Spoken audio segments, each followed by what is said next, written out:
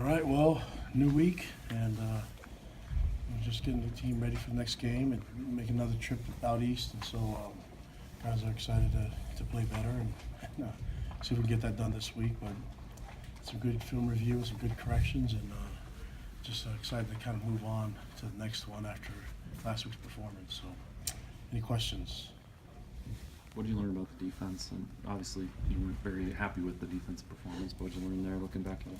Yeah, after looking at the film, I think there were a lot of probably breakdown in technique more than anything, but have to be a little careful because you can't just make one comment and have it cover all 11 players. And I think when we have a lot of new bodies in there, and it's just you're kind of limited to what you know. They tested our depth, and we had a lot of plays in the first half, and that's just we just have to play a lot better. I mean, you have to give a lot of credit to Mississippi State. And, they made plays. They broke tackles. The quarterback ran the ball really well, and we just did not make enough plays. And third downs cost us quite a bit, and so that's on the defense. You know, if they want to get out of drives and not play so many plays, you got to get out of third downs, and that was somewhat disappointing when we had good opportunities from third and middle, mid distance, third and long that we couldn't get out of it. So, but they keep working on executing and making sure that our guys, Simon Sound, they played hard and the effort was there. Just didn't make enough plays, and we have to kind of revisit what we want to do this week and how we want to approach this game. In general, they've been good at preventing the big chunk plays. There are a few that Mississippi State got, but in general, they've been good at keeping things in front of them. The teams have seemed to be able to get 5, 6, 7, make some easy passes, and just move the ball. Why are they being able to do that so successfully? Well, I mean, I think Fitzgerald made some really good throws, and coverage was there. And I think he had one big throw to, I think Troy was in coverage, but it's never going to be perfect, but we need to create more disruption and try to get more pass rush. And there are times that we brought some pressure, and I think when we got to him a little bit, he threw the errant throws, and that's what caused the interception. So we had two interceptions that went to Diane, and that's off of getting a little bit of pressure and getting in his face a little bit. And so if we want to see more productivity defensively, we got to create more disruption, especially when they drop back passes. They really didn't have to. They could have ran the ball as much as they wanted to, but I thought we need to be more sound and get more pressure on the quarterback. Kalani, you've been really careful not to use the injuries as an excuse, and you've said that every interview, no excuses. But do you have a number on how many guys missed games in the 2 deep? Do you have that number? I could get to, I think it's like 2 deep guys is just like 23 or so, 23, 24. 22. 22? 22 of the 2 deep and 12 of projected players. Yeah. You preached that the depth wasn't quite there even going into the season. Is that kind Well, of so it's not the player's fault, so when you're practicing, you're only afforded so much time, so many reps, and so when you don't have the guys that have practiced all the looks, it's difficult, especially when you're going with your threes. I mean, in practice, I think most coaches will say that the 1s and 2s get a lot of reps, but when you kind of go into positions where you have to move guys in different positions to work it, but yeah, it's not an excuse. We just need to. I think it limits you a little bit in what you can do because you're not going into the stuff that you did all camp and all spring ball, and you'll have some mistakes along the way, but that's our job as coaches, to find ways to get the best guys, the best 11 on the field, and make sure that they're doing their job effectively so we can get off the field on defense and so we can score points on offense. So yeah, it's part of college football, and we just have to adjust, and it's a great opportunity for our other players to step up and take advantage of their chance to show what they can do on the field. Neil just told us that Ty kind of laid into him today. What's the right temperament for a coach when a team's struggling like you guys are, losing 6 straight? Well, I think sometimes the truth is the most important thing, right? And so and how you deliver it isn't really, when you gain the trust of your players, you have a great relationship. I don't think it matters how you say it, as long as it's honest and it's true. And so I think that's part of teaching. Sometimes you have to be a little loud. Sometimes you have to get on people, and if you want to get things to change. And but I think teaching is the most important part, and being real, but also being understanding is important for us. And yeah, I think we're all on the same page where we need stuff to happen right away, and that's from the players, the coaches, and that's everyone involved. So I'm okay with it as long as it's a good communication and people respect each other, you know. So I feel like we have a good relationship with our players, and they feel that they can talk to us and be open with us, and that's part of coaching. And I feel like we have a good dynamic. So we just need to put more production on the field. What was your message to the offensive side of the football in terms of what you would expect to get done this week offensively?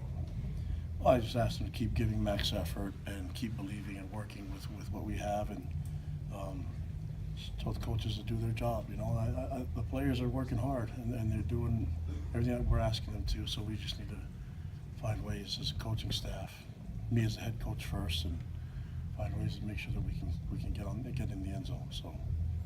How did What you? do you make of the schedule and the travel, and will that be a kind of a different kind of obstacle to overcome going back to the East Coast? Oh, you mean this week? Yeah. Yeah. So whenever we go 2 time zones away, we try to go a couple days early. So we'll leave on Thursday and get ready for the game. It's a Saturday night game, which will be fun. I mean, it won't be as hot, so but we'll get to go see our fans out in that area. And, very appreciative that we had great fans in the Mississippi State game that were there. And, it's nice to see our fans out at different places of the country. So looking forward to that, and having our guys regroup and go out a day early might be good for us. Did you watch the Utah USC game by chance? I caught the last part of it, yeah. Okay, so my question is, what went through your mind when you saw Kyle go for 2? Awesome. Deja Yeah, vu. yeah. Just, I mean, yeah, I understand what he was trying to do. So, I mean, it's easy to critique other coaches and other football programs, you know, and you like to sit there and tell Green Bay, like, you can't get your quarterback hurt. But it's like, it's one of those things where I love football, so whether I was coaching or not, I'd be watching as much as I can. I feel like I'm a football junkie, and I always try to see and I understand where coaches come with their decisions and how they use different personnel. And from what I see, it's all good stuff, so I don't have a problem with any of that. And he's aggressive, wants to win, and that's, yeah. I don't ever second guess a lot of things.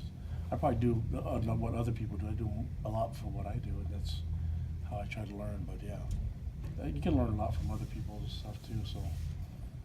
You A played. lot of work for Graydon Elbackery in this last game, and his brother Yeah. Bracken, I think, was in as well. Can you address the running back situation? And was that because of injuries? Was that because you were just looking for some ball security? What was that?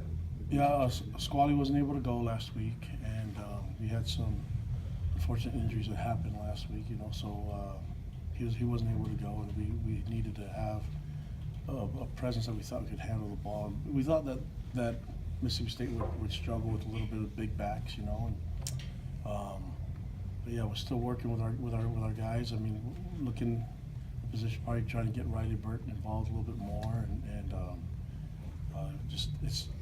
we just have to get more plays. I think there's 46 plays, so second game of the year that we're under 50 plays, and you can't really use a lot of the guys that you want to if you're not generating more production, getting first downs, and keeping drives alive. And so you really have a hard time when you're hoping for 70.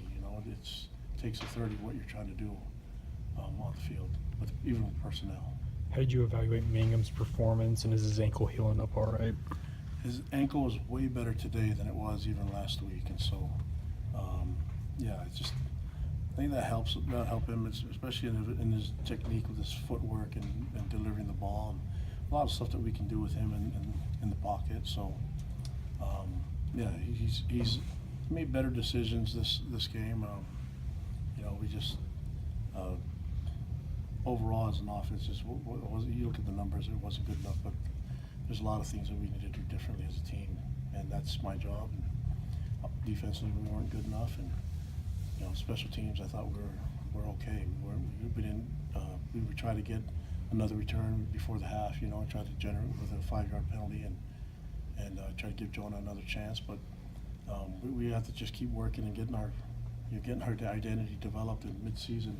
We need to have that happen, and no excuses in the way. We just have to find a way to get do what we're good at, and then make sure that it shows up on Saturday. You guys have played, most of the teams you've been playing have been good or really good in this losing streak. You're now facing a team that's also struggled this year. Does that aid the mentality just as far as moving forward? I mean, you guys want to play another game, of course, but at least knowing this isn't a team that's been in the top 25 that you're going up against. No, I don't. I mean, that's not. The focus is still on what we can do. I mean, if you look at on the teams that we played so far this year, we really have not played a complete game as a team, you know, and where I feel like, hey, that was really good in all three phases, and so it doesn't really matter who the opponent is. We just need to find a way to play that, and that's my frustration, and that's my job. So that's, as head coach, that's what I got to do. I got to make sure that we can function on all three phases, special teams, defense, and offense, and be good at it. And it's it's sad to say that mid-season, but it has to happen this week. And yeah, so that's pretty much what it comes down to. Any other questions? Are you consulting any of your friends with this streak going on? Maybe Gary Anderson or Kyle? Are you reaching outside at all, or are you kind of? I mean, so there's been a lot of people that have reached out to me, and coaches, and Andy Reid's been a good mentor to me, you know, since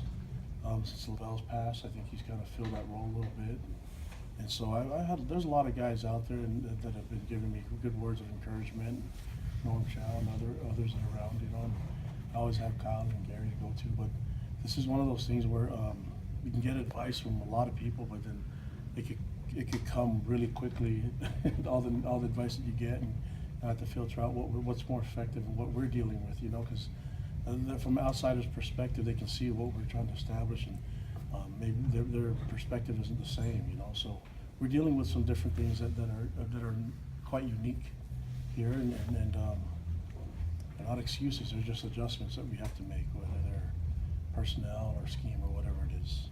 You put a lot on yourself and your staff to make things turn around and change. Mm-hmm. How do you evaluate? I mean, I know you're tight with these group of guys as individuals, but at some point, production has to be the hallmark of, you know, whether they stay or go. That's just the coaching profession. How do you kind of evaluate their performance and your thought process as far as the program goes, or do you not look too much at that until the end of the season? No, we're always evaluating. So just because we're friends. I mean, everywhere I've worked, I've been friends with people, you know. So business is business, and put it on the coaches because the players give us all their effort. They give us everything they have.